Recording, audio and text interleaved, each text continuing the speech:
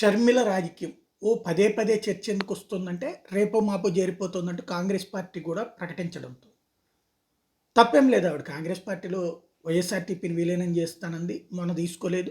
ఆంధ్రాలోకి PCC president అంటే మరి అప్పుడు పార్టీని విలీనం చేసుకుని ఆంధ్రాకి తీసుకుంటారా ఏంటనేది చూడాలి. 4వ తారీఖు వెళ్తారో 5వ తారీఖు వెళ్తారని ఓ పక్కన ప్రచారం చేస్తుంది, ఇంకో పక్కన వాళ్ళ అబ్బాయి పెళ్లికి సంబంధించి ఆమె ట్వీట్ చేసింది. అసలు ఈ పాయింట్ల గురించి ఎక్కడ మాట్లాడలేదు.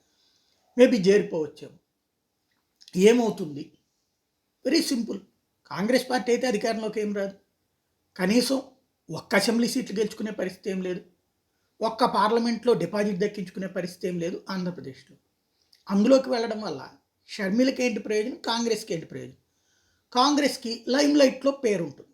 ఒకసారి కొంచెం ఫెమిలియర్ ఫేస్ వచ్చినప్పుడు ప్రచారంలోకి ఉంటుంది.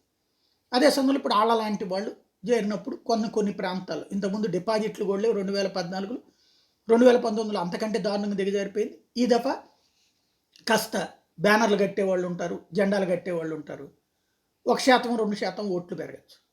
అది కాంగ్రెస్కు బెనిఫిట్. అంతకుమించి సీట్లు సాధించే పరిస్థితి అయితే ఉండదు. ప్రచారంలోకి వస్తుంది. నెంబర్ 1. షర్మిలకి ఏంటి ప్రయోజనం?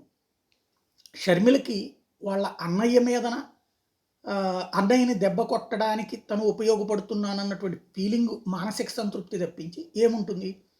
ఎప్పుడైతే జగన్ ఈ రోజు వరకు షర్మిల మీద ఒక్క కామెంట్ కూడా చేయలే. ఇది మనం గుర్తుపెట్టుకోవాల్సినటువంటి. షర్మిల అయితే వివిధ సందర్భాల్లో పరోక్షంగానో అన్యాపదేశంగానో జగన్ని గురించి క్రిటిసైజ్ చేసింది. కానీ అలాగే ఆవిడ పాయింట్ని అడ్డం పెట్టుకుని జగన్ మీద వ్యతిరేకంగా వార్తలు తెలుగుదేశం మీడియా అంతా రాస్తుంది. కానీ ఒక్క కామెంట్ కూడా షర్మిల మీద జగన్ చేయలేదు ఈ రోజు వరకు.